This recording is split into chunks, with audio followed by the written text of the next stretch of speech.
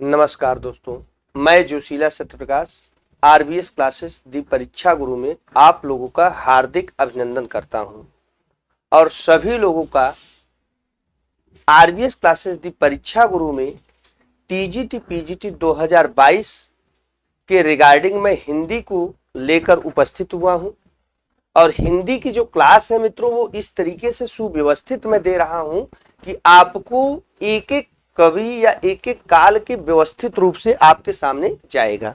जैसा कि आप देख रहे हैं कि हमारा जो ऑफर है वो सबसे बेहतरीन ऑफरों में है। आप कंपेरिजन करेंगे, टीजीटी पीजीटी की क्लास लगभग 5 से 6 महीने तक चलती है और इतने कम प्राइस पे मित्रों नहीं मिलेगा, इतने बेहतर कंटेंट के साथ। ठीक है, आज हम आप लोगों को निराला पढ़ाएंगे। छायावाद में एक निराला जी हैं, सूर्यकांत त्रिपाठी निराला, उनसे विशेष टॉपिक बताई जाएगी उनके बारे में कि वो क्या क्या चीज थे और उनसे जुड़ी हुई ऐसी घटनाएं पे परिचर्चा करेंगे जो कि आप लोग अभी अनसुने होंगे और वहां से प्रश्न कभी कभी आ जाते हैं और आप अगर सुने भी होंगे तो ध्यान नहीं देंगे। तो मैं ग्राफिकल में बताऊंगा निराला जी को। 10 मई से हमारा यह बैच लॉन्च हो चुका है, स्टार्ट हो चुका है। TGT PGT LT UGC net JRF Delhi SSB, आप बस टीजीटी पीजीटी 2022 लिखकर एंट्री नंबर 8299003391 पर व्हाट्सएप कर देंगे सब्जेक्ट के साथ। TGT PGT Hindi 2022 entry number 8299003391 पर व्हाट्सएप करेंगे। फीस केवल नाम मात्र रखा है, कह सकते हैं नथिंग है। 6 महीने की क्लास, 5 से 6 महीने आपको पूरी कंप्लीट क्लास चलेगी। यह है 4999 जो फीस थी वो है 2499 नाम मात्र की फीस है। और इस पे आप टीजीटी पीजीटी की बेहतरीन टीचर जो भी है हमारे आरबीएस क्लासेस दी परीक्षा गुरु के चैनल पे सबसे आप इंडिविजुअल सब्जेक्ट पढ़ सकते हैं। मैं जोशीला सत्यप्रकाश आप लोगों को हिंदी का बेहतर कंटेंट पढ़ाऊंगा और आज हम आप लोगों को सूर्यकांत त्रिपाठी निराला, निराला जी छायावाद, आप लोग एक ग्राफ अगर हिंदी में देखेंगे तो एक हिंदी की प्रॉपर ग्राफ है, उस ग्राफ को आप महसूस करेंगे तो यहां से आप देख सकते हैं। ठीक है मित्रों, आइए हम लोग सीधे क्लास पे चलते हैं समय जाया न करते हुए। ठीक, सूर्यकांत त्रिपाठी निराला जी पे परिचर्चा आज करेंगे जो छायावाद के महेश कहे जाते हैं। ब्रह्मा विष्णु महेश छायावाद के हैं और छायावाद के सलाका पुरुषों में इनको कहा जाता था। उपाधि सलाका पुरुष के रूप में ये स्थापित हुए थे छायावाद के। और सूर्यकांत त्रिपाठी निराला का जीवन शुरू से ही विद्रोहात्मक रहा। अपने जीवन में ही वो जीवन काल में कई ऐसी चीजें की जो शुरू से विद्रोहात्मक। तो उनके एक समग्र काव्य संग्रह पे हम लोग परिचर्चा करेंगे जो आपके एग्जाम में, कई एग्जाम में महत्वपूर्ण रोल अदा करेगा। तो छायावाद में हम सूर्यकांत त्रिपाठी निराला जी को लेते हैं। देखिए यहां पर जो क्रम है आप लोग देखेंगे आधुनिक काल में हिंदी में, ठीक है,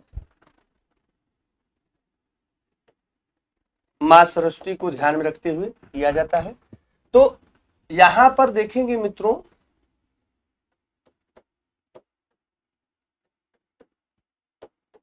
आधुनिक काल, ठीक है, आधुनिक काल में जो काल डिवाइड हुए हैं वो कुछ इस तरीके से बने हुए हैं कि यहां से भारतेंद्र युग,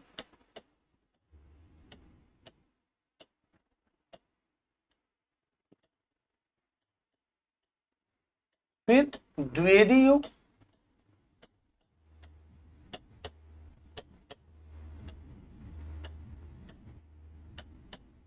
और द्विवेदी युग के बाद जिसपे आज हम लोग परिचर्चा करेंगे या जिसपे हम क्लास लेंगे छायावाद पे, और छायावाद के प्रतिष्ठित कवि सूर्यकांत त्रिपाठी निराला पे बहुत विशेष फोकस किया जाएगा जहां से क्वेश्चन फंसते हैं। छायावाद में 3 महत्वपूर्ण कवि हैं, उन्हीं पे हम लोग आज चर्चा करेंगे, जिसमें है जयशंकर प्रसाद जी,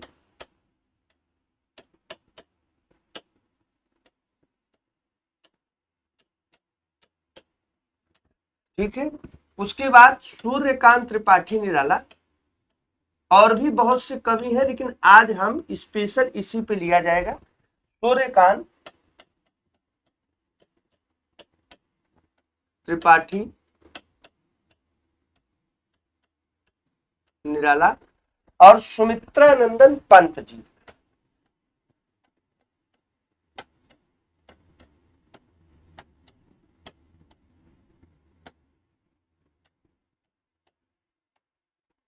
ठीक है, ये छायावाद के ब्रह्मा विष्णु महेश कहे जाते हैं ये तीनों लोग। इसमें आज हम महेश अर्थात शिव जी का इस समय बड़ा ही व्यापक स्तर पर इस समय मीडिया में काफी शिवलिंग को लेकर मैटर भी उठा है, तो आज हम शिव रूप अर्थात सूर्यकांत त्रिपाठी निराला पर एक व्यापक परिचर्चा करेंगे मित्रों।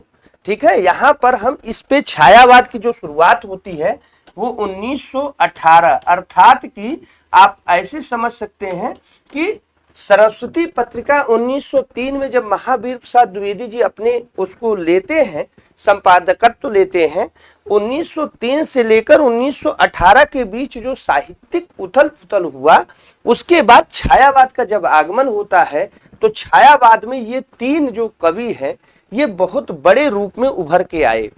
और जो कह सकते हैं कि आचार्य रामचंद्र शुक्ल हिंदी साहित्य में किसको वरीयता दिए हैं अपनी पुस्तक में, तो ध्यान रखिएगा शुक्ल जी के पसंदीदा, शुक्ल जी के जो पसंदीदा राइटर थे वो पंत जी थे। पंत जी पर वो 5-6 पन्ने अपनी किताब में लिखा है, जबकि निराला जी और जयशंकर प्रसाद पे इसके बाद उन्होंने निराला जी को वरीयता दिया, प्रसाद को बहुत ही कम महत्व दिया है। ठीक है, आचार्य रामचंद्र शुक्ल ने अपनी पुस्तक हिंदी साहित्य के इतिहास में। तो आज हम लोग अर्थात महेश के जो रूप होते हैं सूर्यकांत त्रिपाठी निराला, इन पे परिचर्चा करेंगे और इसी पे हमारा क्लास रहेगा। इसमें देखिए इनको जो कहा गया ब्रह्मा विष्णु महेश, ध्यान दीजिए ब्रह्मा विष्णु महेश, ये तीन में जो महेश की उपाधि मिली है उस इनको मिली है। महेश अर्थात निराला जी को, ठीक, इनको महेश अर्थात शिव बाबा कहा गया, शिव जी का रूप माना गया। आज हम लोग इन्हीं पर चर्चा करेंगे। ठीक, ब्रह्मा विष्णु महेश तीन रूप दिए गए थे छायावाद में, जिसपे आज हम लोग सूर्यकांत त्रिपाठी निराला जी पे एक समग्र अध्ययन करेंगे और इनकी चीजें समझेंगे कि इसमें क्या क्या इनकी चीजें थी, इनके बारे में क्या बहुत विशेष रोचक तथ्य पे भी परिचर्चा आज हम आप लोगों के सामने रखेंगे। आइए देखते हैं क्या इसमें है। तो यहां पर से हम लोग शुरू करते हैं। सूर्यकांत त्रिपाठी निराला जी। निराला इनको उपाधि अपना रखे थे, स्वच्छंद कवि के थे तो इसलिए निराला लिखे थे। जन्म स्थान मृत्यु स्थान यह पूछता है एग्जाम में, कई प्रतियोगी परीक्षाओं में ये आ चुके हैं। और सबसे बड़ी बात है कि इनका जन्म और मृत्यु स्थान दो अलग अलग प्रदेशों में हुआ था। ठीक है, इन्होंने हिंदी के प्रति इनके कैसे रुझान हुए, ये हिंदी के प्रति कौन से हुए, चाचा नेहरू से इनकी बड़ी बैठती थी और इन्होंने महादेवी वर्मा जी को मुंह बोली बहन माना था। सूर्यकांत त्रिपाठी जी निराला जी जो थे वो महादेवी वर्मा को मुंह बोली बहन के रूप में मानते थे। तो इनकी बेसिक चीजें ध्यान रखिए, क्योंकि ये रविवार को पैदा हुए थे, रविवार को पैदा होने के कारण इनका नाम, ध्यान से देखिएगा, पहले तो इनका जन्म हम लोग लिख लेते हैं कि जन्म कब था, तो ये 1896 ईस्वी इनको माना जाता है। 1896 और 97 इस बीच में ही थोड़ा सा है, लेकिन 1896 प्रामाणिकता लेके चलता है। 1896 में इनको जन्म कहां हुआ था, इनका जन्म हुआ था महिषादल,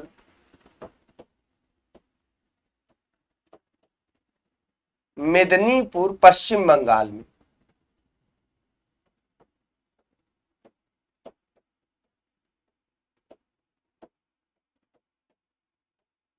पश्चिम बंगाल में इनका जन्म हुआ था, पश्चिम बंगाल में। ठीक, पश्चिम बंगाल में इनका जन्म, महिषादल, मेदिनीपुर, पश्चिम बंगाल में इनका जन्म हुआ था। मृत्यु इनकी कहां हुई थी, ध्यान रखिएगा, तो मृत्यु मित्रों, मृत्यु हुआ था 1961 में। कहां पर, प्रयाग में हुआ था। प्रयाग जो इस समय प्रयागराज पहले इलाहाबाद था, बाद पहले प्रयाग था, फिर इलाहाबाद, इस समय प्रयागराज है, जिस वर्तमान में इसका नाम प्रयागराज है। मुगल काल में इसका नाम इलाहाबाद था। इलाहाबाद इलाही धर्म के कारण इलाहाबाद, इलाही धर्म को आबाद किया गया था इलाहाबाद। ठीक है, यहां इनकी मृत्यु हुई थी। इनका नाम सूर्यकांत त्रिपाठी क्यों पड़ा? क्योंकि यह रविवार को जन्मे थे। ध्यान से समझिए, रविवार को जन्म के कारण, क्योंकि रवि सूर्य का दिन होता है, सूरज का दिन कहा जाता है, रविवार को सूर्य को पूजा जाता है, इसलिए इनका नाम सूर्यकांत त्रिपाठी हुआ। ध्यान से समझिएगा मित्रों, यहां बेसिक समझ लीजिए।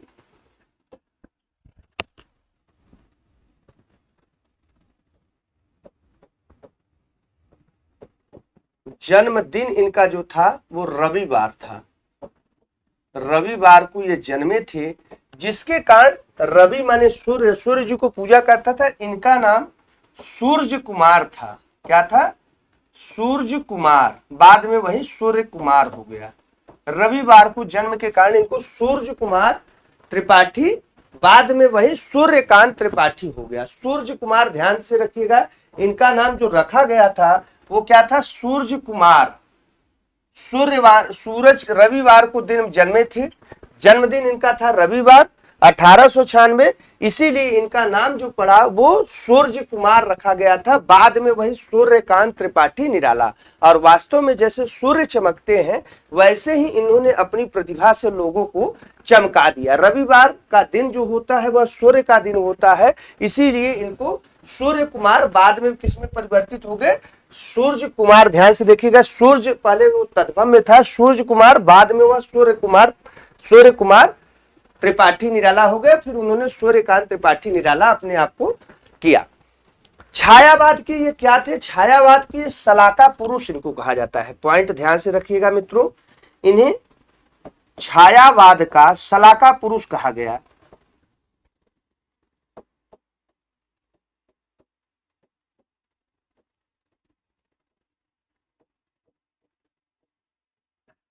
छायावाद के सलाका पुरुष किसको कहा गया? तो निराला जी को कहा गया भैया। निराला जी को छायावाद का सलाका पुरुष, सूर्यकांत त्रिपाठी निराला जी को छायावाद का सलाका पुरुष कहा गया। ठीक है, ये पॉइंट यहाँ नोटेड, ध्यान रखिएगा, ये क्वेश्चन बन भी सकता है और यहां से पूछ भी सकता है। इनको छायावाद में किसकी उपाधि मिली थी? इनको जो उपाधि मिली थी वो किसको मिली थी? शिव जी को। क्योंकि ये बहुत रौद्र स्वभाव के थे तो छायावाद में इन्हें शिव कहा गया, महेश। छायावाद के शिव या छायावाद के महेश। ब्रह्मा विष्णु महेश तीन लोगों को उपाधि मिली थी, तो इन्हें छायावाद का महेश या छायावाद का सूर्य कहा जाता था। ठीक है, अरे छायावाद का महेश या छायावाद के शिव के रूप में थे। रविवार के दिन के जन्म के कारण इनका सूर्य कुमार नाम पड़ा था, सूर्य कुमार त्रिपाठी, बाद में वही सूर्यकांत त्रिपाठी हो गया। इनका जन्मदिन जो था रविवार को था, ध्यान रखिएगा। 1896 महिषादल मेदिनीपुर पश्चिम बंगाल में। मृत्यु 1961 प्रयागराज, प्रेजेंट टाइम में नाम है, पहले इलाहाबाद था। छायावाद के सलाका पुरुष निराला जी को कहा जाता है। किसको कहा जाता है? निराला जी को कहा जाता है। कुछ बेसिक जानकारी ये बड़े जरूरी थे। इनके पिता पंडित राम सहाय त्रिपाठी थी, इनके पिताजी जो थे वो पंडित राम सहाय त्रिपाठी। पत्नी मनोहरा देवी रायबरेली डलमऊ की थी। ठीक है, बहुत ही सुंदर और शिक्षित थी। और इन पे एक रोचक तथ्य मैं बताने जा रहा हूं जो बहुत कम लोगों को पता रहता है। ध्यान से देखिएगा, इनका ये स्क्रीनशॉट आप ले सकते हैं। यहां से इनके बारे में एक विशेष चीजें और बता रहे हैं। इनके जो पिता थे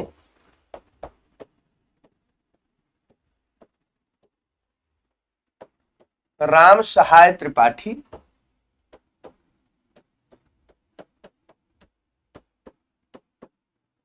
पत्नी का इसलिए रूल है क्योंकि पत्नी के बारे में भी बता रहे हैं। पत्नी थी मनोहरा देवी,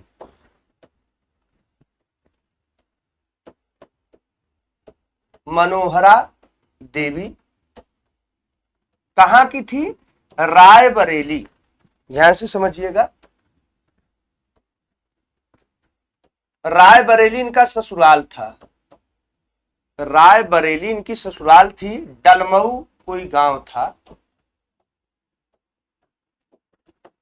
ठीक है, रायबरेली डलमऊ इनकी ससुराल पक्ष थी। ये मनोहरा देवी थी। ये क्या थी? ये बहुत ही सुंदर और शिक्षित महिला थी, सुंदर भी थी और शिक्षित महिला थी। यहां से एक रोचक तथ्य यह है कि निराला जी पश्चिम बंगाल में रहने के कारण बंगला के प्रति, बंगला भाषा के प्रति उनका बहुत गहरा लगाव था। लेकिन अगर कोई पूछे आपसे कि हिंदी के प्रति उनका लगाव कैसे पैदा हुआ या हिंदी के प्रति वो कैसे आकर्षित हुए, तो उसमें सबसे बड़ा रोल जो था वो मनोरमा देवी जी का था। मनोरमा देवी की वजह से निराला जी हिंदी के प्रति उनका लगाव हुआ। ध्यान से देख लीजिएगा, हिंदी के प्रति लगाव, हिंदी के प्रति लगाव, हिंदी के प्रति जो लगाव हुआ वो किसके कारण हुआ? मनोहरा देवी के कारण हुआ। और इनके हिंदी के प्रति लगाव इनका हुआ और वो हिंदी में जम गए, हिंदी भाषा को उन्होंने अपना लिया। निराला जी का जो लगाव था वो हिंदी, ध्यान से, हिंदी भाषा के प्रति, निराला जी का हिंदी के प्रति लगाव अपनी पत्नी के कारण हुआ।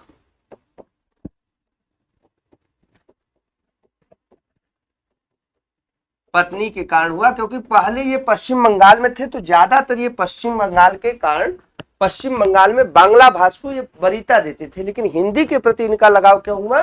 क्योंकि मनोहरा देवी बहुत सुंदर महिला और शिक्षित थी, पढ़ी लिखी थी, इसलिए वो हिंदी में अपने रुझान को रखती थी। तो निराला जी को लगा भाई पति पत्नी में एक आत्मीय संबंध होता है, इसलिए उनको लगा कि नहीं, अब हमें भी हिंदी में कुछ लेखन कार्य करना चाहिए। तो यह सबसे बड़ा रोल है कि उनकी मनोहरा देवी के वजह से वो उनका हिंदी के प्रति निराला जी का लगाव हुआ और अपनी पत्नी के कारण वो हिंदी में अपना लेखन कार्य शुरू करे। यह इनके कुछ विशेष थी। पुत्री इनकी एक थी, सरोज नाम था, और वह बहुत कम समय में मृत्यु हो गई थी। शादी के कुछ ही दिन बाद उसकी मृत्यु हो गई थी। उसी पे इन्होंने सरोज स्मृति लिखा, जो हिंदी साहित्य का ही नहीं पूरे विश्व का सबसे बड़ा शोक गीत है, शोक गीत के रूप में प्रसिद्ध हुआ मित्रों। और उसकी एक और खासियत थी, आज तक पूरे विश्व में ऐसा कोई लेखक नहीं जो अपनी पुत्री का शारीरिक सौष्ठव का वर्णन करे।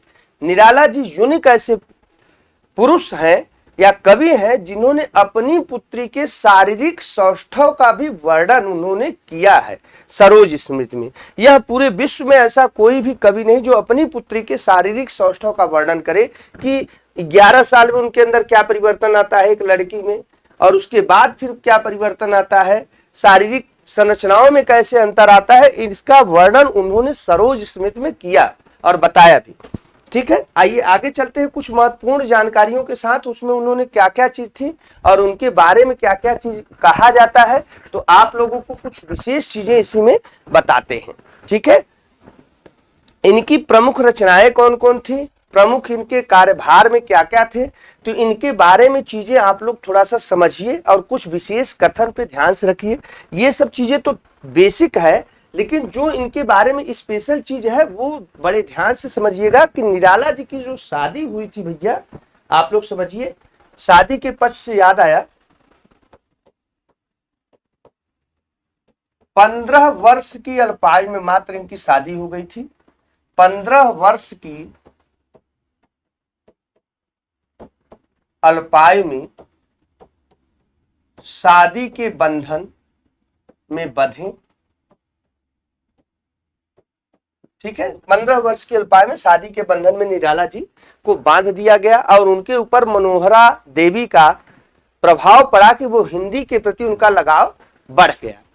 ठीक है, 1918 से लेकर 1923, ध्यान से समझिए, 1918 से लेकर 1923 तक महिषादल राज्य के में ये सेवा दी अपना, महिषादल में सेवा किया। अर्थात सरकारी पे थे, कुछ काम करते थे। महिषा दल में इन्होंने सेवा दिया या कार्यभार किया, कार्यभार किया था 1918 से 1923 में। बड़े ध्यान से समझिएगा चीजों को, ठीक है। 1922-23 में, ठीक 1922-23 में समन्वय का संपादन कोलकाता से किया। 1922-23 में, 1922-23 के ही दौरान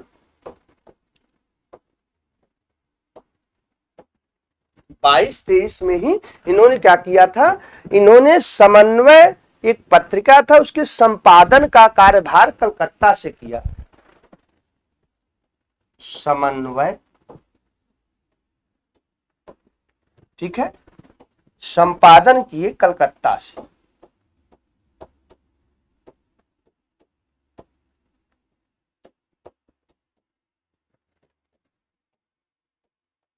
कलकत्ता से किया, ठीक है। 1922-23 के दौरान समन्वय में इन्होंने क्या किया था, संपादन किया था। 1923 में मतवाला के संपादन मंडल में भी यह शामिल हुए थे। चीजें समझते जाइए। 1923 ईस्वी में मतवाला पत्रिका थी उसमें, ठीक है, इसके संपादन मंडल में शामिल हुए।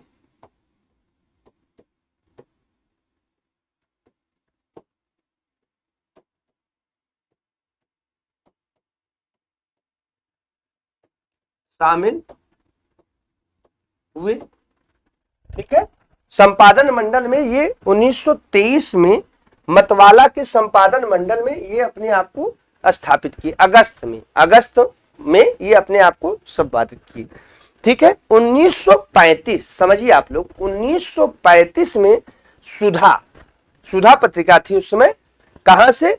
सुधा पुस्तक, गंगा पुस्तक मेला लखनऊ के में भी उन्होंने कुछ योगदान दिया था 1935 में। ये तो इनका था सुधा पत्रिका।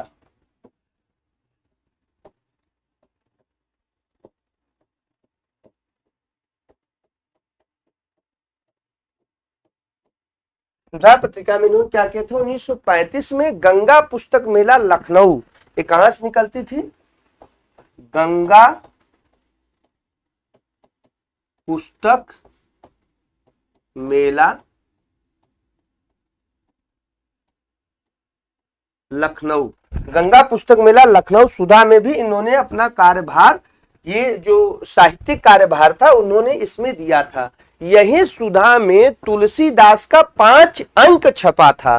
तुलसीदास उनकी इसी सुधा में, ध्यान से देख लीजिएगा। इस लोग अगला हम लोग देखते हैं, आइए समझिए। ये महत्वपूर्ण पॉइंट है, इसको ध्यान से देख लीजिएगा। ये इसका स्क्रीनशॉट आप ले सकते हैं। इसमें थोड़ा सा चीजें हम और अपडेट कर रहे हैं, इसको जरा देख लीजिएगा। 1935 ईस्वी में सुधा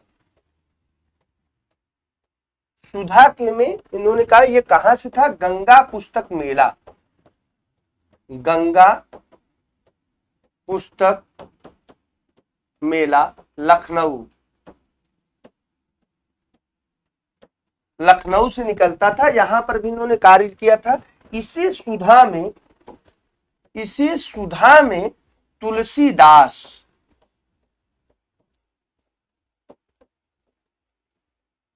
इसी सुधा में तुलसीदास का 5 अंक छपा था। ध्यान रखिएगा, 5 अंक, प्रारंभ के 5 अंक इसी में छपा था। यह इनका एक खंड काव्य था। 101 छंदों से या पद थे इसमें, 101 सबसे लंबा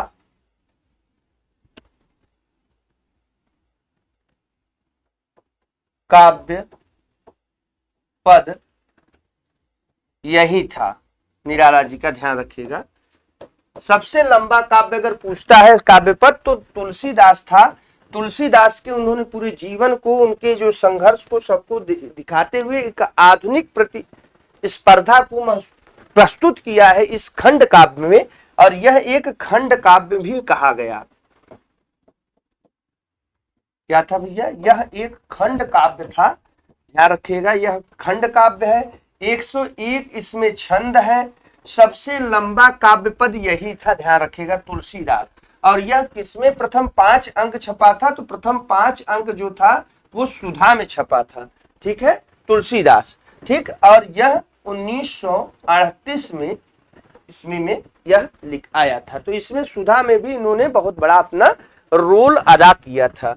अब इनके कुछ चीजें, निराला जी को कुछ व्यक्तिगत चीजों पे हम लोग परिचर्चा करते हैं, ठीक है, तो वो जरा समझ लीजिए कि ये क्या थे इनके, ये चीजें थोड़ा सा आइए उस पर परिचर्चा कर लेते हैं, ये क्या क्या किए थे। तो निराला जी मुंह बोली बहन,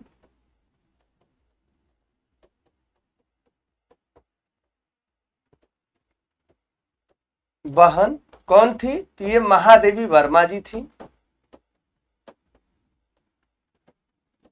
इनके बारे में ये एक वाकया है कि रक्षाबंधन के दिन निराला जी अपना बहुत अच्छा सा पूरा कपड़ा लत्ता एकदम सब पहन के, और यही दारागंज में रहते थे, इलाहाबाद प्रयागराज में, और यहाँ से उसमें महादेवी वर्मा यही इंटर कॉलेज प्रयागराज में एक इंटर कॉलेज में, गर्ल्स इंटर कॉलेज में एक हिंदी के अध्यापक के रूप में थी।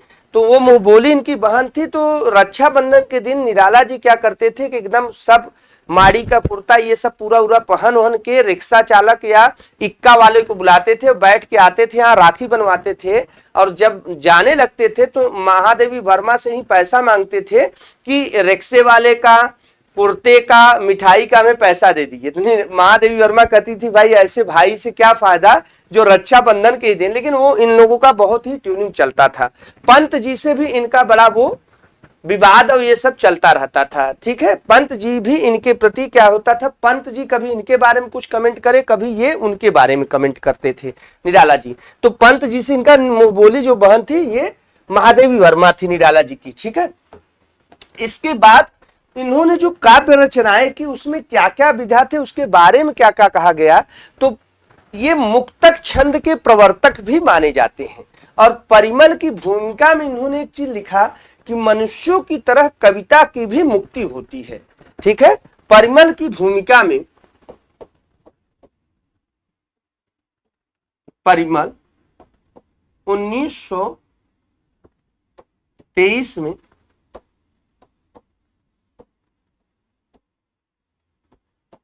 की भूमिका में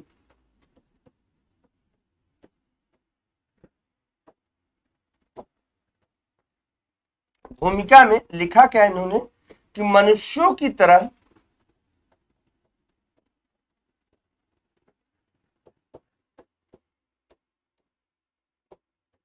कविता की भी मुक्ति होती है।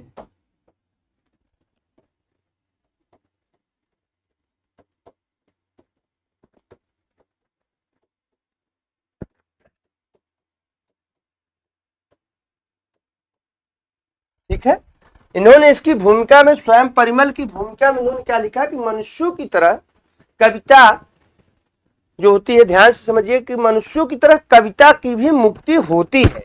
यह इन्होंने परिमल की भूमिका में लिखा अपने स्वच्छंद स्वभाव को दर्शाने के लिए। यह स्वच्छंद प्राणी थे, यह किसी के बंधन में रहते नहीं थे। इन्होंने जब जुहू की कली पहली काव्य जो रचना लिखी थी, जब वह सूर्यकांत इनको महावीर प्रसाद द्विवेदी जी के सरस्वती में देते हैं, तो सरस्वती जी उठा के फेंक देते हैं, क्योंकि उसमें जो वर्ड लिखे थे कि मसल दिए गोरे कपोल लाल गोल, कुछ इस तरीके से जो लिखे गए थे, तो वो बोले कि ये अश्लील शब्द हम क्यों लिखेंगे। तो फिर उन्होंने अपनी प्रतिभा को दिखाने के लिए राम की शक्ति पूजा लिखा, और उसमें संस्कृत के बड़े बड़े सामासिक पदों में हुआ। और उन्होंने जो राम की शक्ति पूजा लिखा उसमें दग्धाक्षर वर्णों का भी प्रयोग किया, जो कि काव्य शास्त्र में दग्धाक्षर वर्ण का प्रयोग वर्जित माना जाता है। दग्धाक्षर वर्ण 5 होते हैं, झ र भ ह श। अभी हम इस पे चर्चा करेंगे, बताएंगे। यहां उन्होंने कहा मनुष्यों की तरह कविता की भी मुक्ति होती है। परिमल की भूमिका में निराला जी ने इस बात को रखा था और बताया था। लोगों के बारे में बताया था। इनके दो काव्य संग्रह थे, बड़े काव्य संग्रह परिमल और अनामिका थी। परिमल और अनामिका इनके दो बड़े काव्य संग्रह थे, उसमें कुछ रचनाएं थी। उस रचनाओं पर भी हम एक ट्रिक बनाए हैं कि आपको वह रचना बताकर उसको रटवा दिया जाएगा जहां से क्वेश्चन पूछता है कैसे क्या है। लेकिन रचना के बारे में भी क्या क्या चीजें आती हैं, उसको कैसे बोला जाता है, कहा जाता है, वह भी उनके बारे में क्या क्या कहा गया है, तो कुछ विशेष पॉइंट है वो आप लोग नोट कर लीजिए, वो बहुत जरूरी है। ठीक है, एक काव्य संग्रह इनका परिमल था, दूसरा इनका था अनामिका। ठीक है, इन्होंने जो कहा था उसके बारे में हम इसी के बारे में चर्चा करेंगे, तो ध्यान से देख लीजिएगा। एक है परिमल, प्रथम काव्य संग्रह जो था परिमल 19, ध्यान से समझिएगा, परिमल में इन्होंने जो अपना चीजें रखी वो इनका प्रथम काव्य संग्रह तो नहीं था। प्रथम काव्य संग्रह इनका अनामिका था 1923 में। ध्यान से समझिएगा,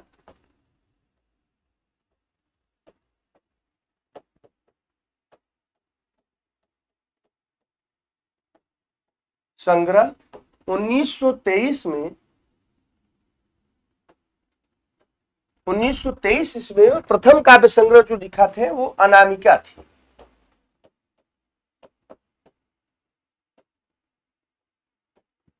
ठीक, लेकिन परिमल 1930 में जो काव्य संग्रह था इसमें कौन कौन आते हैं, यह बहुत महत्वपूर्ण क्वेश्चन पूछता है यहां से।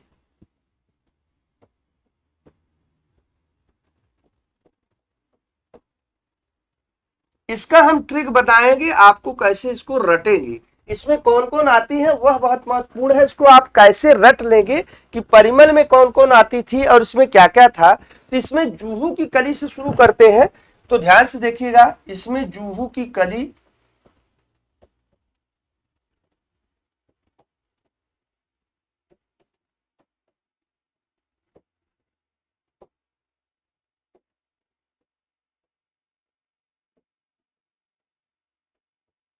जूही इसमें जो थी पात्र, जूही नायिका थी और पवन इसमें नायक था। ठीक है, जूही में जूहू की कली लिखे थे। बादल राग था, लंबी कविता है। भिक्षुक था,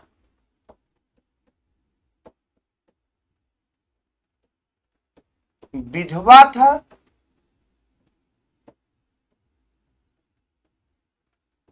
संध्या सुंदरी था,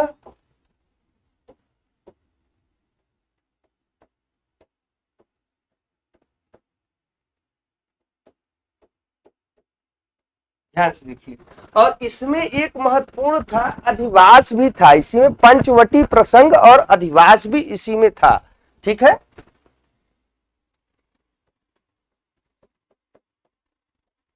पंचवटी प्रसंग और एक था अधिवास। ये इतनी परिमल में थी, और इसके लिए आप कैसे अगर रटेंगे कि भैया परिमल में कौन कौन रचना थी, तो यह परिमल काव्य संग्रह में जूहू की कली, बादल राग, भिक्षुक, विधवा, संध्या सुंदरी, पंचवटी प्रसंग और अधिवास काव्य इसमें था। ठीक है, अब इसको आप, भिक्षुक और विधवा दोनों थे, भिक्षुक विधवा, इसको कैसे रटेंगे। तो भिक्षुक ने बादल अधि से बताया, भिक्षुक ने बादल अधि से बताया कि सुंदर सुंदरी, विधवा सुंदरी जूही में है। कौन बताया, भिक्षुक ने बादल अधि से बताया। इसका ट्रिक देख लीजिएगा, ये आप लोग रट सकते हैं, यह एक अच्छा सा रटेगा, ये पूछा जाता है, इसको आप लोग एकदम अक्षर सा रट लेंगे तो यहां से क्लियर हो जाएगा। भिक्षुक ने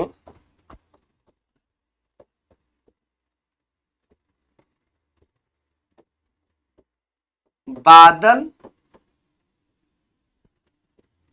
अधि से बताया, क्या बताया भैया, बादल अधि से उन्होंने क्या बताया कि विधवा सुंदरी जूही में है। क्या बताया उन्होंने, विधवा सुंदरी जूही में है। विधवा सुंदरी जूही में है। ध्यान रखिएगा, यह इंपॉर्टेंट है, यहां से आपको पूछा जाता है क्वेश्चन कौन कौन है। तो आप समझ सकते हैं, एक भिक्षुक ने बादल अधि से बताया, क्या बताया कि विधवा सुंदरी जूहू चौपाटी बॉम्बे में एक प्लेस था, वहां पर निराला जी जब गए थे तो वहां की कविता को जो उन्होंने देखा और वहां जो अश्लीलता देखा, जो भी वहां अश्लीलता देखा, जूहू चौपाटी प्रेम के लिए, प्रेम मिलन के लिए काव्य में वहां बॉम्बे में लोग जाते हैं और वहां अपना सैर सपाटा करते हैं। तो निराला जी ने जो भी वहां पर देखा था वहां का सीधा सीधा उन्होंने जूहू की कली में वर्णन किया था। जूही की कली में जूही नायिका थी, पवन नायक था। तो उसमें लिखे है कि मसल दिए गोरे कपोल लाल गोल झंझा झकोर, माने झकझोर देने वाली, वहां सारी कविताएं इस तरीके से उन्होंने डाला था कि उसके शब्दों को अगर देखा जाए तो लगा जाए कि ये बहुत अश्लील लेखक कहे जाते हैं। और महावीर प्रसाद द्विवेदी जी ने इसी कारण इनकी यह जो 1916 में आई थी, उसमें सरस्वती पत्रिका का संपादक महावीर प्रसाद द्विवेदी जी कर रहे थे, उठा के उन्होंने फेंक दिया कि हमें नहीं चाहिए ऐसी कविता, फेंक दिया। लेकिन निराला जी भी एक जिद्दी थे, बोले अगर मेरी कविता छपेगी तो सबसे पहले यही छपेगी, और वो उसको एकदम प्रण बना के समझे थे, बाद में वही कविता छपती है। ठीक, तो इसमें वही उनकी पहली कविता रहती है। तो ये काव्य संग्रह को रटने के लिए कि भिक्षुक ने बादल अधि से बताया विधवा सुंदरी जूही में है। जूही एक प्लेस है, वहां एक विधवा सुंदरी रहती है, भिक्षुक ने बादल अधि से बताया। यह परिमल में आते हैं, यह इनकी पूरी परिमल काव्य संग्रह में इतनी रचनाएं हैं। आइए नेक्स्ट देख लेते हैं, और इसमें क्या है दूसरा इनका काव्य संग्रह जो है वो अनामिका था। अनामिका का पहला भाग 1923 में आया था और दूसरा 1937 में आता है, 38-37 में।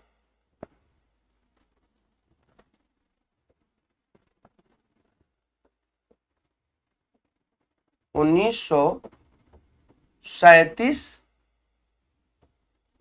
में आता है। ठीक है, 1937-38 में यह इनकी आई थी। ठीक, और इसमें कौन कौन थे वह भी एक महत्वपूर्ण चीजें हैं, आप लोगों को इसको रटना पड़ेगा। और इसके लिए भी कौन कौन इसमें आए थे वो ध्यान से देख लीजिएगा कि इसमें कौन कौन आए थे। इसकी पहली जो थी वह अनामिका 1923 में आ चुकी थी।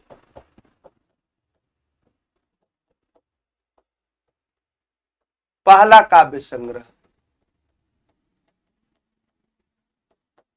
प्रथम। ठीक है, इसमें क्या क्या था, 30-38 में इसका द्वितीय संस्करण आता है। कौन सा आता है, द्वितीय संस्करण। ठीक है, अब इसमें कौन कौन आते हैं वो ध्यान से देख लीजिएगा। इसमें कौन कौन चीजें इसमें थी वो ध्यान से समझिए। इसमें थे सम्राट एडवर्ड के प्रति,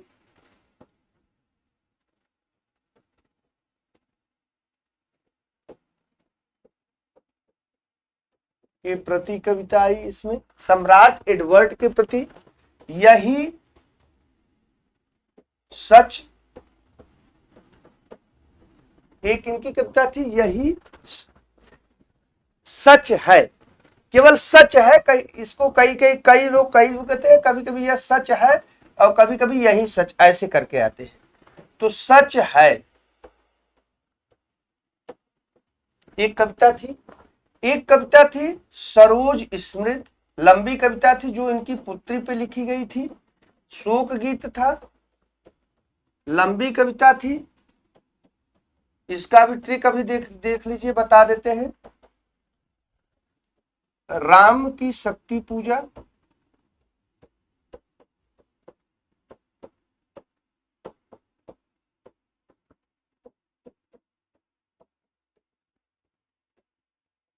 लंबी कविता थी। समझिए, सरोज स्मृत 35 में 38 में, राम की शक्ति पूजा, तोड़ती पत्थर और रेखा।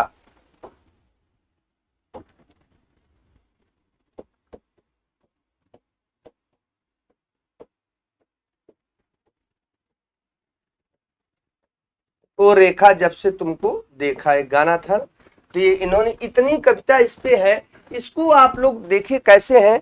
सच है अनामिका रेखा सरोज, सच है, देखिए ट्रिक इसका याद रख लीजिए, भूलेंगे नहीं, यहां से आएगा। सच है अनामिका, सच है अनामिका रेखा सरोज तोड़ती पत्थर है,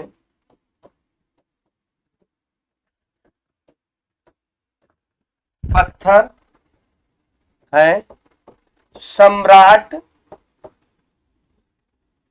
राम के राज्य में।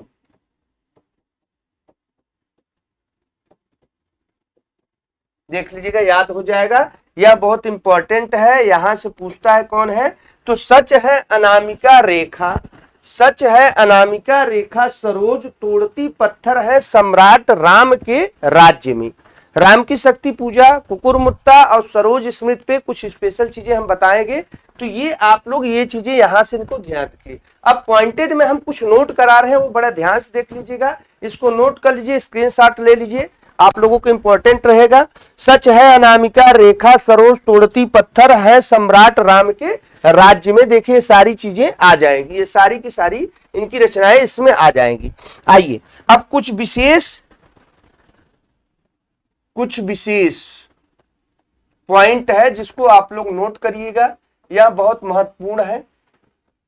ठीक, कुछ विशेष पॉइंट है जिसको आप लोग नोट कर लीजिएगा, बड़ा चीजें महत्वपूर्ण में आती हैं, इसमें किसमें क्या क्या है वह महत्वपूर्ण है। अणिमा, ध्यान से देखिएगा, अणिमा इनकी रचना है, अतिमा पंत जी की है। ध्यान दीजिएगा, जैसे यहां पर आप लिखते हैं अणिमा और एक है अतिमा, अतिमा जो रचना है वो किसकी है, पंत जी की, किसकी है, पंत जी की। जबकि अणिमा किसकी है, निराला की, किसकी है, निराला की। और ये बड़े कंफ्यूजन करते हैं, तो यहां से ध्यान से देखिए, अगर इसको रटना है तो आप इसको दिमाग में ऐसे बैठा लेंगे, यहां पर त है और यहां पर त है, तो त वाली जो रचना होगी त और त अर्थात पंत, अतिमा जो रहेगी वो पंत की रहेगी, त और त ये ट्रिक बैठा लेंगे तो यहां पर ये कंफ्यूजन नहीं रहेगा। त जिसमें रहेगी अणिमा अतिमा, अगर त है तो पंत होगी, नहीं है तो अणिमा निराला जी की है। तो इसमें अणिमा में जो ये अणिमा में था, ये इसमें क्या था, ये चीजें ध्यान रखिए, भक्ति भाव से पूर्ण गीत था। इसमें क्या था,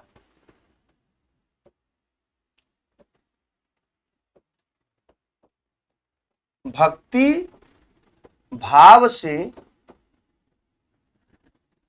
पूर्ण गीत था। क्या था,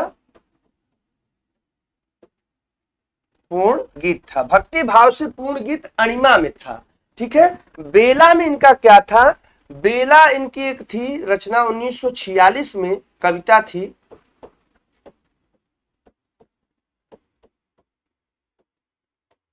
बेला में, इन बेला में क्या था, कुछ गजल थी।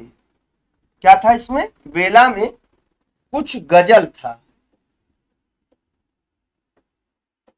बेला में कुछ गजल इन्होंने संकलित किए थे। नए पत्ते में क्या था, नए पत्ता इनका एक रचना था 1946 में, तीसरा आया था, नए पत्ते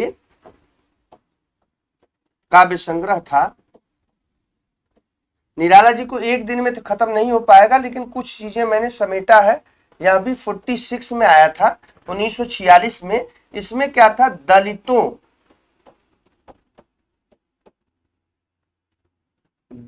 की हीन दशा,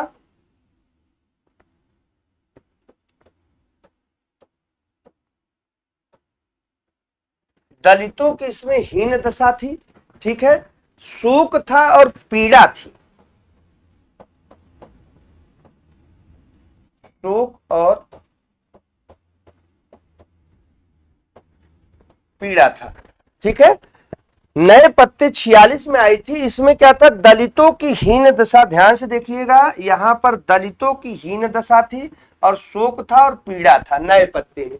कुछ पॉइंट ये लोग नोट कर लीजिएगा। राम की शक्ति पूजा, पॉइंटेड नोट करते चलिए।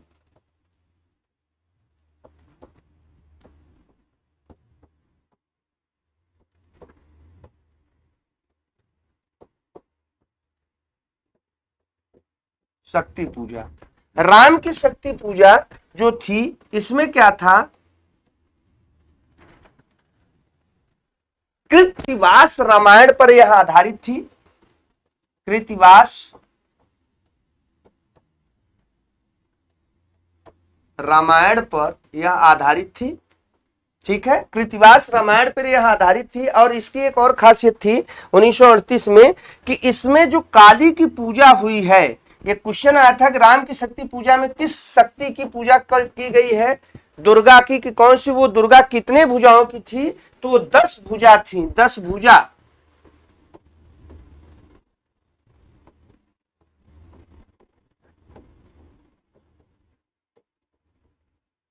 काली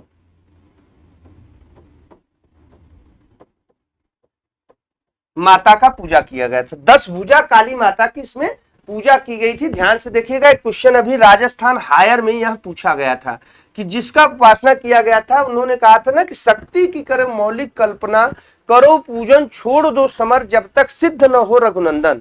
भगवान राम भी विस्मृत हो गए थे जब वह अपने युद्ध में देखे लक्ष्मण शक्ति लग गई, तब जामवंत जी कहा जाता है, बड़े बुजुर्ग श्रेष्ठ बताते हैं, तो उन्होंने कहा शक्ति की करो मौलिक कल्पना, करो पूजन छोड़ दो समर, जब तक सिद्ध न हो रघुनंदन। ऐ राम, अब तुम अपने आप को व्यवस्थित करो और अपने को देखो कि क्या होगा, कैसे आप विजय हासिल करोगे। तो भगवान राम ने वहीं से नवरात्र का शिवलिंग की स्थापना किया वहां पर, और ऊपर 9 दिन तक के उन्होंने शिवलिंग और शक्ति को भी उन्होंने एक माता शक्ति को स्थापित किया था। वो माता शक्ति काली थी, और 10 भुजा चूंकि पश्चिम बंगाल के थे, इसलिए 10 भुजा वाली माता को स्थापित करके डेली उन्होंने कहा कि मैं एक कमल आप लोगों को चढ़ाऊंगा, माने माता को चढ़ाऊंगा। अंतिम 8वें दिन शक्ति ने भी माया खेल दिया और कमल का फूल हट गया। अब राम देखे तो उन्होंने कहा कि धिक आता, मैंने वो अपने आप को सोचते गए कि आप मेरे पास फूल गायब हो गया, मैं कैसे इसका अंतिम दिन 9वें दिन पूर्णाहुति करूंगा। तब कहा जाता है जब आदमी अव्यवस्थित होता है तो उसके अंदर एक दीप्ति जलती है, वो 8 दिन पूजा किए थे, दीप्ति जली, उन्हें अपनी माता की बात याद आई। एक लाइन उसमें लिखा है, कहती थी माता मुझे राजीव नयन, कहती थी माता मुझे राजीव नयन, राजीव माने कमल, अरे अभी तो मेरे पास 2 कमल शेष है। और उन्होंने तर्कस से निकाला तीर और अपने कमल आंखवत कमलवत आंख को निकालने तैयार हुए, तो माता शक्ति यही 10 भुजा काली प्रकट होती है और कहती होगी जय हे पुरुषोत्तम नवीन, ऐसे तुम्हारी जय तो अवश्य होगी। तब वहां से राम रावण का युद्ध हुआ है, और इसमें उन्होंने दग्धाक्षर वर्ण का प्रयोग किया है। ध्यान से देखिएगा मित्रों, इसमें राम की शक्ति पूजा में दग्धाक्षर वर्ण, आइए नेक्स्ट पेज पे लेते हैं, यहां से इसका आप लोग देख लीजिएगा।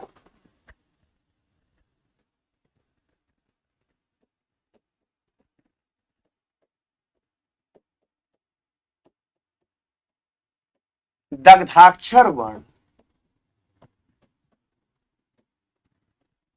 दग्धाक्षर वर्ण से शुरुआत किया था। दग्धाक्षर वर्ण 4 होते, 5 माने गए हैं, कौन कौन, झ र भ ह श, इन्हें दग्धाक्षर वर्ण हिंदी साहित्य में कहा गया है। और इनको रटने के लिए एक ट्रिक मैंने लिखवा दिया, बच्चों को बताता हूं, झरबी हंस,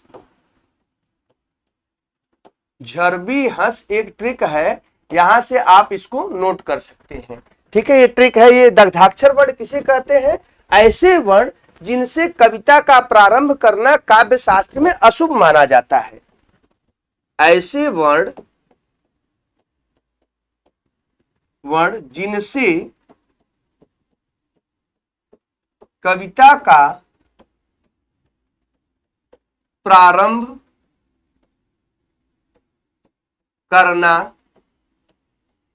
अमंगल या अशुभ,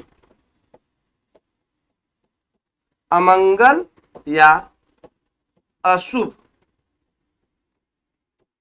माना जाता है काव्य शास्त्र में, उन्हें दग्धाक्षर वर्ण कहते हैं। और इन्होंने राम की शक्ति पूजा, चूंकि निराला जी विद्रोही थे, पहली लाइन लिखा है, रवि हुआ अस्त, पहली लाइन इनकी राम की शक्ति पूजा की फर्स्ट लाइन ध्यान से देखिएगा। राम की शक्ति पूजा की जो पहली लाइन है,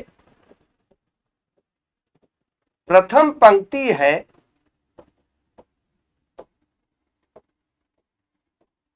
रवि हुआ अस्त। ये विद्रोही थे इसलिए इन्होंने ये चीज किया। देखिए यहां पर इन्होंने पहला अक्षर जो लिया है वो र लिया है, अर्थात इन्होंने किसको लिया है, पहला किसको लिया है, दग्धाक्षर वर्णों का प्रयोग इन्होंने किया है। रवि हुआ अस्त र से प्रयोग किया गया है राम की शक्ति पूजा में। और दग्धाक्षर वर्ण ऐसे वर्ण को कहते हैं जिनसे कविता का प्रारंभ करना काव्य शास्त्र में अशुभ या अमंगल माना जाता है। लेकिन इन्होंने जानबूझकर, चूंकि ये विद्रोहात्मक स्वर के थे, औदात्य थे, ओज के कवि कहे जाते थे, इन्होंने रामचंद्र शुक्ल ने बहुवस्तु स्पर्शनी प्रतिभा की कवि माना है, कहा है। इनके पास बहुत से गुण थे। चूंकि जुहू की कली में जब इनके शब्द देखकर महावीर प्रसाद द्विवेदी जी ने फेंक दिया था कि ये अश्लील के कवि हैं, तो राम की शक्ति पूजा में सबसे बड़े सामासिक पदों का इन्होंने संरचना किया और दिखा दिया अपनी विद्वता को। ऐसे है कि आज उस पर रिसर्च हो रहे हैं, बड़ी बड़ी लाइन, बड़ी बड़ी एक एक लाइन एकदम समाप्ति नहीं होती, बड़ी बड़ी लाइनों में हुआ है। तो इसमें भी रवि हुआ अस्त इन्होंने दिया था। संस्कृत के सामासिक पद इसमें खूब यूज हुआ है। संस्कृत कृत सामासिक पद, सामासिक पद उसे कहते हैं जो बड़े लंबे लंबे पद होते हैं। तो इसमें इन्होंने खूब अपना दिखाया, और दिखाया कि ऐसा नहीं है कि मेरे अंदर कविता है, उन्होंने दिखाया कि ये मेरे पास है और मैं ऐसा चीज आप लोगों को करना चाहिए। तो यह इन्होंने राम की शक्ति पूजा में हुआ। राम की शक्ति पूजा में किस काली की उपासना हुई थी, तो ध्यान से समझिए। ये हुई थी 10 भुजा। एक लाइन वहां आई है 10 भुजा। 10 भुजा काली की पूजा की जाती है, काली माँ की वहां पर पूजा किया गया है। 10 भुजा ध्यान से देख लीजिए राम की शक्ति पूजा में। और राम की शक्ति पूजा आधुनिक मानव को लेते हुए है। आधुनिक मानव जैसे द्वंद में फंसा होता है, तो उसको यही अपनी शक्ति एनर्जी को कंसंट्रेट करो और दिखा दो पूरे विश्व को कि मेरे अंदर क्या है, कैसे मैं अपने आप को स्थापित करूंगा, ये आप लोगों को दिखाना है। तो ये राम की शक्ति पूजा से पढ़िए, बहुत ही अच्छा ग्रंथ है और दिखाया है उसमें। इसमें सामासिक वर्ण पद ज्यादा है और इसमें दग्धाक्षर वर्ण से शुरुआत की गई है। सरोज इसमें तो उनकी पुत्री थी, शोक गीत लिखी गई है। ऐसा पहला शोक गीत है जिसमें अपनी पुत्री के शारीरिक सौष्ठव का वर्णन निराला जी ने स्वयं किया है। ऐसा आज तक कोई पूरे विश्व में कोई कवि नहीं किया है, इसीलिए इनको विश्व में यूनिक कवि माना जाता है हिंदी साहित्य में। ठीक है, और इनकी कुछ विशेष कविताएं, विशेष चीजें हैं, वो भी आप लोग खटाखट नोट कर लीजिएगा। पॉइंटेड में आपको बताते चलते हैं कि इनको कैसे कैसे कहां पे क्या क्या है। इनकी प्रथम काव्य संग्रह अनामिका थी और प्रथम कविता जुहू की कली थी। ध्यान से समझिए।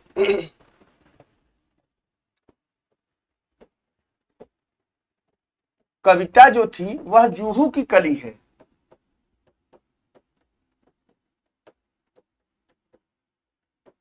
उन्नीस सौ 16 में इन्होंने लिखा था। जुहू चौपाटी वहां लिखे थे अश्लील तत्वों के उसमें। लेकिन रामविलास शर्मा, निराला की साहित्य साधना 3 भागों में लिखे हैं, उन्होंने लिखा। रामविलास शर्मा जी इनकी जो पहली कविता मानते हैं, ध्यान से समझिए, रामविलास शर्मा इनकी पहली कविता क्या कहते हैं कि इनकी पहली कविता भारत माता की वंदना को माना। किसको माना, ध्यान से समझिए, भारत माता की वंदना, इसको उन्होंने कहा कि यह इनकी पहली कविता है। किसने माना था, रामविलास शर्मा ने। ठीक, ये ध्यान दीजिए।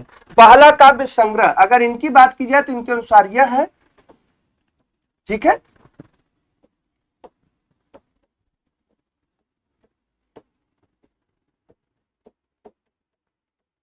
पहला काव्य संग्रह अगर आपसे पूछ दिया जाए कि इनका पहला काव्य संग्रह कौन था, तो अनामिका थी 1923 में। कब थी, अनामिका 1923 में थी। 23 ईस्वी में इनकी पहली काव्य से। अंतिम कविता कौन थी, तो इनकी अंतिम, ध्यान से, अंतिम काव्य संग्रह जो था वो सांध्य कांकली 1969 में थी। अंतिम काव्य संग्रह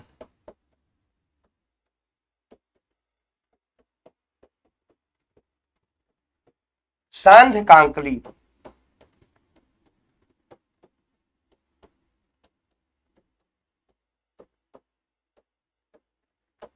1969 में अंतिम काव्य संग्रह इनकी थी। ठीक है, अंतिम कविता कौन थी? पत्रोत्कंठित जीवन का विष विष विष बुझा हुआ। निराला जी को एक लेक्चर में नहीं खत्म किया जाता, लेकिन हम कुछ हद तक सपेटे हैं। पत्रोत्कंठित जीवन,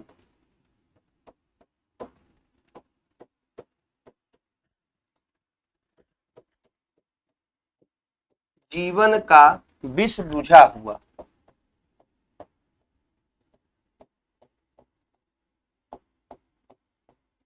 ठीक, ये इनकी अंतिम कविता थी। अब इसमें आते हैं कि अंतिम कविता में ये इनकी चीजें थी। अब इसमें स्वानुभूत परक गीत कौन थे, गेय तत्व की प्रधानता किसमें थी, और इसमें क्या क्या है, गीतिका की जो चीजें हैं, कुछ और विशेष पॉइंट आप लोग नोट करते चलिए। इसको देख लीजिएगा, गीतिका।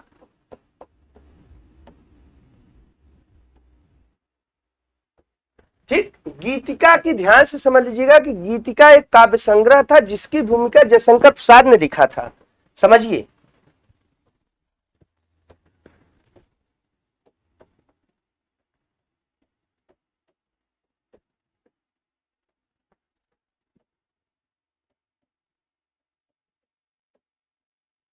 किसने लिखा था? जयशंकर प्रसाद ने।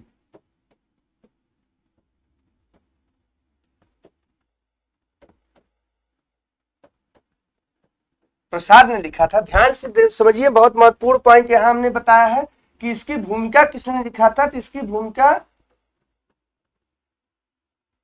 जयशंकर प्रसाद जी ने लिखा था। किसकी? गीतिका इनकी एक काव्य संग्रह था जिसकी भूमिका किसने लिखा था? तो इसकी भूमिका जयशंकर प्रसाद जी ने लिखा था।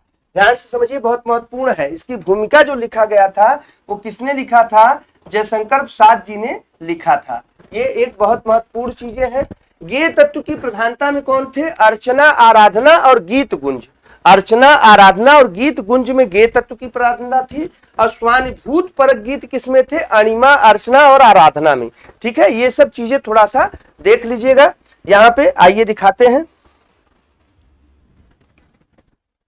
स्वानुभूत परक गीत, स्वानुभूत परक गीत कौन थे?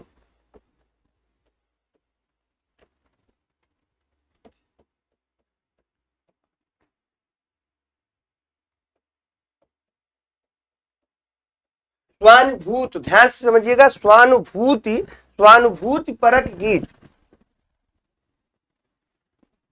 में कौन कौन आते हैं? 3 आते हैं। स्वानुभूत परक गीत में मैंने अपने अनुसार इन्होंने जो लिखा था वो था अणिमा, अर्चना और आराधना, इसमें आते हैं। अणिमा, अर्चना, आराधना।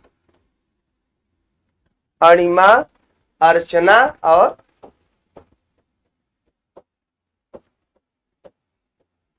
आराधना। ध्यान समझिएगा, अणिमा था, अणिमा, अर्चना और आराधना। ठीक है,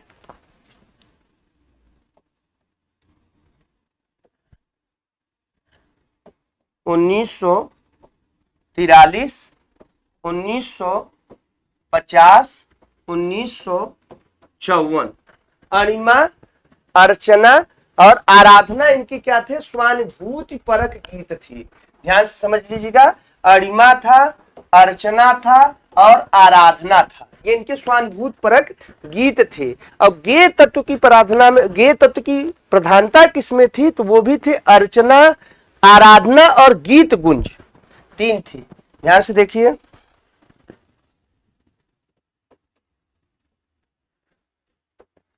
अब हम लोग लगभग एंडिंग पे हैं, थोड़ा कुछ पॉइंट बचे हैं।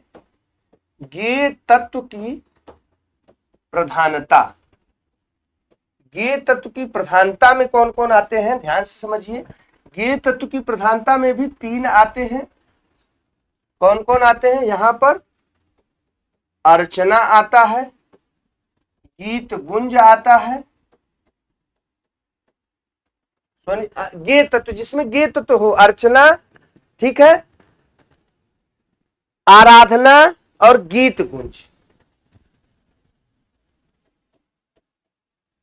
आराधना और गीत गुंज में इन्होंने गेय तत्व की प्रधानता है।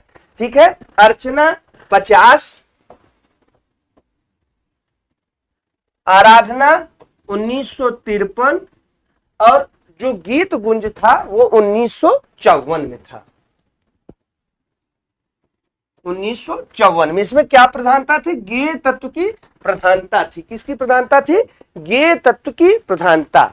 ये थे कुछ विशेष लंबी कविता इनकी कौन कौन थी, और प्रगतिवादी कविता। दो चीजें और बस पॉइंट पे चर्चा करते हैं। प्रगतिवादी कविता,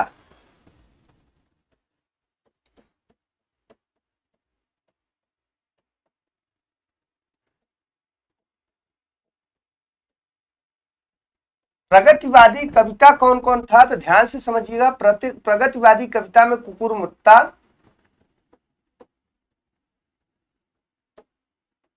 1942 में, यह सबसे महत्वपूर्ण था। कुकुरमुत्ता जिसमें अबे सुनबे गुलाब, खून चूसा खाद का तूने अशिष्ट डाल पर इतरा रहा, कैपिटलिस्ट, यह बहुत प्रगतिवादी कविता थी इनमें। उस समय चूंकि विद्रोहात्मक स्वर था, मार्क्सवाद प्रबल पे थे, थोड़ा सा यहाँ प्रगतिवाद में मार्क्सवाद द्वंदात्मक की भूमिका नजर आई थी उनकी इस कविता में। और इसमें पूंजी वर्ग को बड़ा नीचे दिखाए थे, और जो वो दूसरे थे उनको भी। दो कविताओं में इन्होंने खुल के दिया था। दूसरा था तोड़ती पत्थर, वह तोड़ती पत्थर इलाहाबाद के पथ पर, ठीक है, जिसमें लिखा देखा मुझे उस दृष्टि से जो मार खा रोई नहीं, सजा सहज सितार, सुनी मैंने वह नहीं जो थी सुनी झनकार, गुरु हथौड़ा हाथ करती बार बार प्रहार। महिला तोड़ती है, इतना तोड़ती है, जब सामने अट्टालिका प्रकार सामने बड़ी बड़ी बिल्डिंगों को देखती है तो ऐसे पत्थरों को तोड़ती है जैसे कि उसका बस चले तो पूरा ये गिरा दे पूंजीपतियों का। इसमें प्रगतिवादी के जो स्वर है, मार्क्सवाद का जो पूंजीपतियों को ढाने का और सरवारा ये जो वर्ग है इनको ऊपर उठाने का, मैंने गरीब को ऊपर ले जाने के लिए इन दोनों कविताओं में खुल के आई है। यहाँ गुलाब जो था वह बड़े को दिया, और कुकुरमुत्ता जो हर जगह कहीं भी ऊपर जाता है उसको इन्होंने बहुत बड़ा एक फूल दिया। उसमें कोई फूल नहीं था तो इन्होंने कुकुरमुत्ता को संबोधित करके, क्योंकि उसमें गुलाम भारत था, 1942 की बात है। ऐसे ही तोड़ती पत्थर में लिखा था इलाहाबाद के पथ पर, ठीक है। और इसमें कौन थे? भिक्षुक था, गर्म पकौड़ी थी।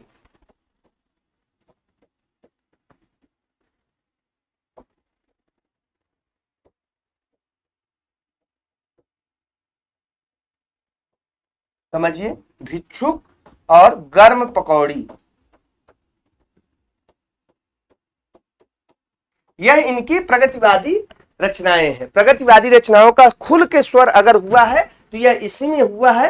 कुकुरमुत्ता में उन्होंने गुलाब और सरवार, मैंने उस समय गुलाब अंग्रेजों को दिखाते हुए कहा कि कुकुरमुत्ता जो होता है, खून चूसा खाद का तूने अशिष्ट डाल पर इतरा रहा है, कैपिटलिस्ट। आज तुम हंस रहे हो, हम लोगों को खून को चूस कर अंग्रेजों के प्रति यह हुआ था। तोड़ती पत्थर में उन्होंने बड़े पूंजीपतियों के लिए नायिका का वर्णन किया कि गुरु हथौड़ा हाथ करती बार बार प्रहार, सामने अट्टालिका, मैंने उसका अगर बस चले तो पूरा ध्वस्त कर दे, ठीक है। जो मार खा रोई नहीं, सजा सहज सितार, सुनी मैंने वह नहीं जो थी सुनी झनकार। तो चीजें हैं। निराला जी पे एक छोटी सी क्लास थी, यह पूरी क्लास इसमें खत्म नहीं हो सकती, लेकिन फिर भी मैंने समेटने की पूरी कोशिश की मित्रों। और भी कुछ बेहतर इसमें हम लेके आएंगे नए सेशन में। और इसमें एक चीजें और थोड़ा सा चलते चलते एक पॉइंट पे और हम लोग चर्चा कर लेते हैं। वह महत्वपूर्ण है कि इनकी विशेष लंबी कविता कौन कौन थी। तो विशेष लंबी कविता में ध्यान से समझिए, विशेष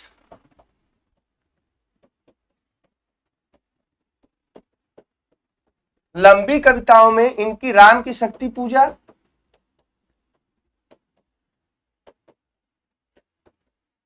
ठीक है, बादल राग,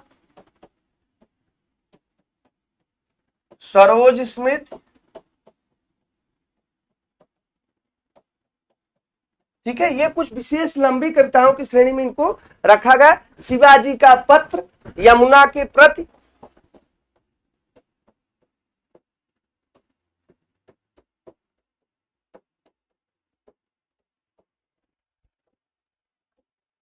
यमुना के प्रति,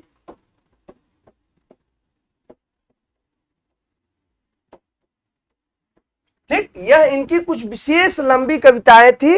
और इसको इसमें कहा गया कि ये कुछ विशेष लंबी कविताएं हैं। इसी में पंचवटी प्रसंग, इसी में इनका एक चीज ध्यान से देखिएगा, इसी में पंचवटी प्रसंग को भी रखा जाता है। यह विशेष लंबी कविताएं थी। व्यंग में बिल्लेसर बकरिया करके काव्य संग्रह, मतलब वो उस पे व्यंग भी कसे है, उसमें काफी तिलोत्तमा, ऐसे कई चीजें उन्होंने लिखा है, लेकिन वो गद्य था। मैंने काव्य पर समेटना चाहा है अपनी क्लास को। निराले जी पर एक क्लास पूरी कंप्लीट कभी नहीं हो सकती। मैंने पूरी कोशिश की है कि छोटी सी क्लास में पूरी एक समग्र जानकारी दी जाए। इनको, निराला जी को रामचंद्र शुक्ल ने कहा था बहुवस्तु स्पर्शनी प्रतिभा के कवि। क्या कहा था? रामचंद्र शुक्ल ने इनको क्या कहा था? Doctor Ramchandra Shukla, doctor Ramchandra Shukla. बस इसी से हम अपने क्लास का समापन करते हैं। आप लोग देखिए, डॉक्टर रामचंद्र शुक्ल ने जो एक बात कही थी, उसी बात से मैं अपनी वाणी को विराम दे रहा हूं। और इसमें इन्होंने कहा था कि बहुवस्तु स्पर्शनी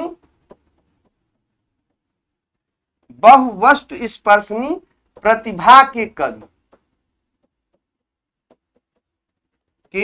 तो वास्तव में इनके पास इतनी इस प्रतिभा थी, जिनको इन्होंने अपने सीमित जीवन में, एक अच्छी सी जीवन में बहुत चीजें दिखाए थे और समाज को प्रति एक आदर्श स्थापित किए थे। यह इन्होंने, शुक्ल जी ने इनको कहा था। ठीक है, और भी चीजें बहुत लोग इनके बारे में बहुत चीजें कहे थे। रामविलास शर्मा ने इनकी निराला की साहित्य साधना निकाले थे, रामविलास शर्मा जी जीवनी के रूप में, जो काफी प्रसिद्ध हुई। निराला की साहित्य साधना